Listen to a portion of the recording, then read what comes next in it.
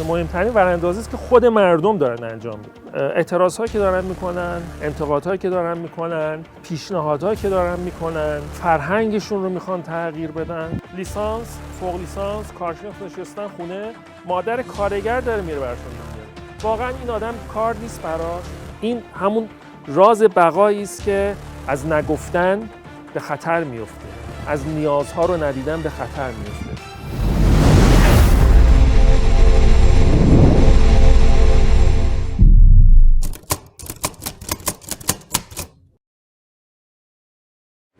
سردار هادیانفر رئیس راهور تیر ماه امسال گفتن که ما حدود 18,000 نفر کشته در سوانح رانندگی داشتیم و نزدیک 380,000 نفر هم مجروح داشتیم، یعنی حدود 400,000 نفر در یک سال کشته و مجروح ناشی از حوادث جاده‌ای. ایشون تو همین مصاحبهشون گفتن که ما 32 تا ارگان داریم که این ارگان ها مسئول کاهش در واقع این سوانح رانندگی هستن که در رأسش هم رئیس جمهور کشور.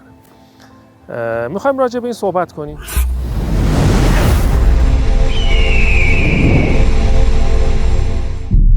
یه قسمت مهمی از خودرو و سوانح رانندگی مربوط میشه به خود خودرو و خودروساز. قسمتی دیگه‌ای مربوط میشه به راننده‌ای که این رو استفاده میکنه و همینطور قسمت دیگه مربوط به وزارت راه هست، نقاط حادثه خیز و ارگان‌های مختلف هلال احمر، اورژانس، استاندارد و خیلی واحدهای دیگه که مسئول کاهش این تصادفات هستن. ولی متاسفانه به نسبت به سال گذشته 15% اضافه شده. چرا؟ آیا فقط اینجا خودروساز مسئول هست؟ اگر خودروساز درست بشه، یعنی ما الان فقط بنز بیاریم تو ایران، بی ام و بیاریم تو ایران، مازراتی بیاریم تو ایران، تصادفاتمون و سانحه‌های رانندگیمون صفر میشه؟ قطعاً پاسخمون خیر هست. تا وقتی که به تمامی عوامل تک به تک نرسیدیم و راجبش صحبت نکردیم فایده‌ای نداره. این یه اتفاقی است که ما توی مشکلات بیایم یه موضوع رو بزرگ کنیم و بقیه پشتش قایم بشن. یعنی ما خودرو رو بزرگ کنیم ولی 31 واحد دیگه که اینجا مسئولیت دارن اونا رو نادیده بگیریم. توی این بحث ما می‌خوایم 31 واحد دیگه رو وراندازی کنیم. یعنی چی؟ یعنی وقتی که یه سمینار میذارن راجع به کاهش حوادث رانندگی، 31 نفر میان، هر کدوم راجع به بقیه قسمت‌ها از جمله خودرو صحبت میکنن. یه مسئول مستقیم ما اینجا نداریم که این در واقع بخواد این کار رو نظم و نظام بده یا کاهش بده. خب ببینیم لیست بلند بالای دستگاه‌های مؤثر در کنترل و کاهش تصادفات و کاهش مجروحان و کشته شدگان چه دستگاهی هستند و کدوم یکی میتونه موثرتر باشه در این کاهش آمار. که 3 دستند. 1 نیرو انتظامی و صدا سیما جمهوری اسلامی که مستقیما زیر نظر رهبری هستند. در دولت وزارتخونه‌های راه و شهرسازی، کشور، بهداشت و درمان، صنعت و معدن، آموزش و پرورش، ارتباط و فناوری، امور اقتصاد، دارایی، بیمه مرکزی، جمعیت هلال احمر، اورژانس، ستاد امداد و نجات و چندین ستاد مختلف و در قوه قضاییه هم سازمان پزشکی قانونی است. از بین همه اینها نیرو انتظامی یه موقعیت ویژه و استراتژیک داره و اونم اینه که اول از اینکه مستقیما زیر نظر رهبری است و فرماندهش رو و حفاظت اطلاعاتش رو و رئیس عقیدت سیاسیش رو خود رهبر تعیین میکنه. خب این خیلی مهمه و یعنی قدرت خاصی بهش میده، قدرت ویژه‌ای میده و در وظایفش هم مهمترین وظیفه‌اش استقرار و نظم و امنیت در کشور است تو قانون و همینطور اجرای قوانین و مقررات راهنمای رانندگی و امور توزیع و حفظ حریم و راههای کشور. و از اون طرف در قانون اومده که راهور ناجا یا راهور فراجا وظایفش ببینید بررسی و کنترل تصادفات، پیشگیری از تصادفات جاده‌ای، رسیدگی به تخلفات رانندگی، کنترل ترافیک در معابر درون شهری و برون شهری، نظارت بر عملکرد آموزش‌های رانندگی و صدور گواهینامه ملی، نظارت بر اجرای قانون معاینه فنی خودرو، صدور دفترچه کار برای خودروی اتوبوس، مینیبوس و تریلی و کامیون و تدوین و صدور ابلاغ در عمل در کلیه زمینه‌های مربوط به حمل و نقل و عبور امور جاده‌ای و همینطور صدور سند.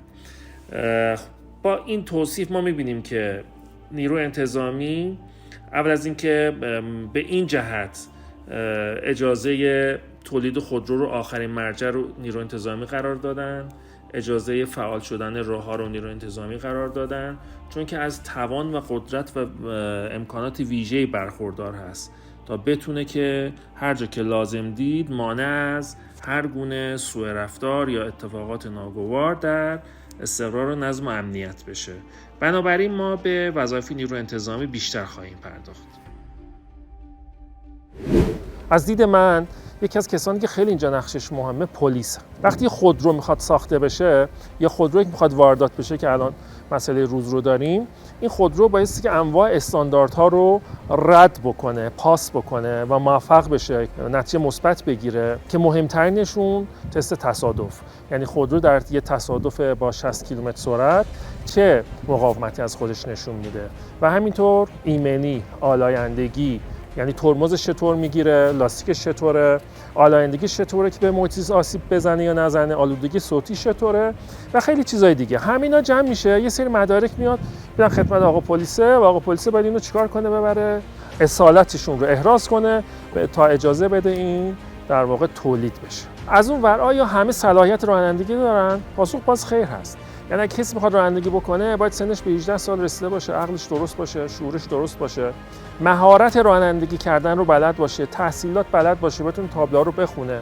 این کارو که انجام میده دوباره پلیس انجام میده. ما اینجا نقش پلیس رو اگه بخوایم بررسی کنیم، یکی شد کنترل استانداردهای لازم برای اینکه خودرو اجازه داشته باشه بیاد تو خیابون تردد بکنه. دوم راننده‌ای که میاد از این استفاده میکنه. مسئله سوم، حالا راننده صلاحیت داره میاد تو جاده، میاد تو خیابون، چه کسی کنترل میکنه که بدونه که این راننده داره قوانین آیین‌نامه رانندگی رو رعایت میکنه؟ باز پلیسه. بنابراین اینجا پلیس باز یه نقش دیگه داره در کنترل راننده ها و نظارت بر رفتار اونها تو خیابون که همون قسمت راهور است، یعنی پلیس راهنمای رانندگی است که اینا رو بایستی بررسی کنه. برگردیم به موضوع اول که پلیس وظیفه‌اش بررسی رعایت استانداردهای ایمنی در مجوز شماره‌گذاری هست. آیا با دادن مجوز کار پلیس تموم میشه؟ از نظر من خیر. چرا؟ چون که پلیس وقتی که یه تصادفی توی خیابونی انجام میشه، اولین جایی که بهش اطلاع میدن پلیس راهوره. پلیس به عنوان کارشناس سر تصادف، سر این حادثه حاضر میشه و بررسی میکنه که چه کسی چه نقشی در این تصادفات داشته. شخصی میره مجوز رستوران میگیره، پلیس ایشون رو چک میکنه، کنترل میکنه، سوابقش رو و عدم سوءپیشی میگیره، تست اعتیاد میگیره، خیلی چیزای دیگه. بهش اجازه کار میده. ولی حالا اومدیم و این تو این محلی که شروع به کار کردن مثلا مواد مخدر توزیع کرد، مشروبات الکلی سرو کرد و یا اینکه غذای آلود دست مردم داد، چه اتفاقی میفته؟ پلیس بلافاصله میاد، پلم پیش میکنه، معرفی میکنه به مراجع قضایی. ولی در مورد خودرو این اتفاق نمیفته. 20,000 نفر در سال کشته، 400,000 نفر کشته و زخمی، 80,000 نفر قطع نخاع در یک سال. یعنی تو 30 سال 12 میلیون نفر از این آسیب دیدن. یعنی تعداد زیادی یتیم شدن، تعداد زیادی بیوه شدن، تعداد زیادی تو زندان هستن به خاطر عدم امکان پرداخت دیگه. خسارت‌های مالی خیلی زیادی به کشور وارد میشه که حدودا میگن 3 تا 4 میلیارد دلاره، یعنی یه چیزی حدود 200,000 میلیارد تومان. خب این رو ما الان باید چیکار بکنیم؟ چرا این آمار تصادفات نمیاد پایین؟ وضعیت خودروسازی چنان است و چنین است و رئیس جمهور چرا رسیدگی نمیکنه؟ آیا میدونید انسان‌هایی که داخل خودرو کشته میشن از نابی گناه‌ترن؟